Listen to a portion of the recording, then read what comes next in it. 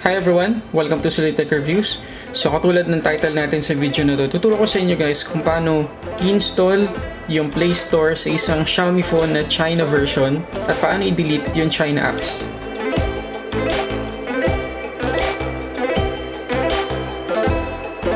Okay, so ang gagamitin natin sa tutorial na to guys ay itong Redmi Note 7 Pro. Applicable tong tutorial nito guys sa mga phone ng Xiaomi na mayroong China ROM. Okay, so na-reset ko na factory reset ko na itong si Redmi Note 7 Pro. At makikita nyo na nandito na tayo sa first screen after nating ma-reset. So ito yung welcome screen ni MIUI 10. So obviously naka-Chinese characters na agad siya by default kasi nga China ROM siya. Next natin.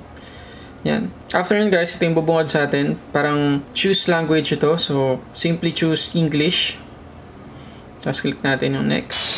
At pagkatapos ng napakadaming steps after nun, nandito na tayo sa home screen. So mapapansin natin agad dito sa kabilang screen na meron tayong mga Chinese applications na pre-installed. Yan. So para ma-remove yan guys, tap lang natin ng matagal yung home screen. Yan, may makikita kayong review buttons. So select lang natin ng mga application or Chinese applications na gusto nating i-delete. So tap. Open natin yung folder, tapos select natin lahat. At dito sa taas, makikita nyo guys na merong uninstall. Yan. Tap lang natin yan. Uninstall. Uninstall 10 apps. Uninstall. At wala na tayong Chinese applications. Ayun. So, wala na tayong Chinese pre-installed apps. So, ngayon, paano natin i-install guys yung Google Play Store? So, madali lang. So, punta lang tayo sa App Store ng Xiaomi. Ito yun. App Store. Open lang natin yan. Agree. At kapag nandito na tayo sa home screen ng App Store, dito sa search bar, type lang natin yung Google. Hirap yung default keyboard ng China ROM, mahirap talaga. So, tsagain lang natin guys. Google. Huwag niyong pansinin yung mga recommended na words na lumalabas. Yan. So, kapag lumitaw na, tap lang natin itong blue. Ayun. So, makikita nyo ngayon yung icon na to. And click lang natin yung install.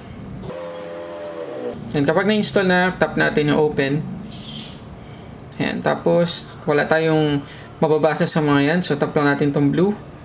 Iisa-isayin niya ngayon i-install guys yung mga Google applications. Google Services Framework.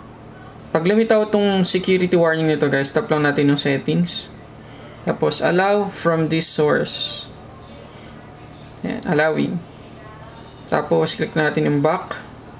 Ayan. Tapos, okay natin. At install. So, una niyang install guys yung Google Services Framework. Okay, sunod. Google Account Manager. Install. Done.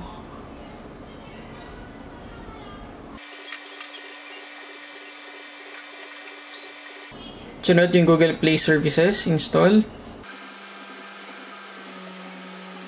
Sunod, Google Calendar Sync. Install. Google Contacts Sync. Install. At panghuli, Google Play Store ulit. Install. Okay, so yan yung pinakahuli na i-install na Google application. So, open natin.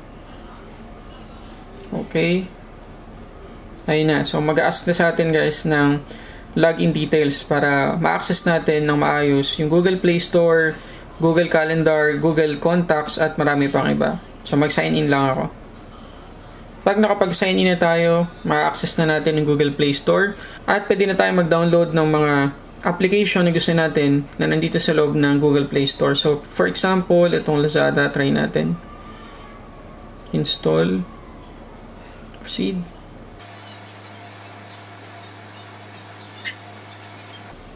Ayun, so na-install nyo na. Kaya natin open. Accept.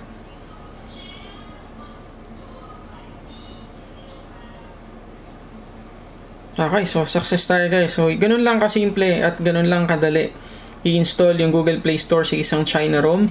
At ganun din kadali i-uninstall yung mga Chinese pre-installed application ng isang Xiaomi naka-China ROM. So kung bumili tayo ng China ROM na Xiaomi phone, wala tayong dapat intindihin. At kung plano rin nating bumili ng isang China ROM na Xiaomi phone, hindi tayo mag-aalala kung wala yung Play Store. Napakadali lang i-install ng Play Store sa isang China ROM. So yun lang guys, maraming salamat sa panonood sa tutorial na to.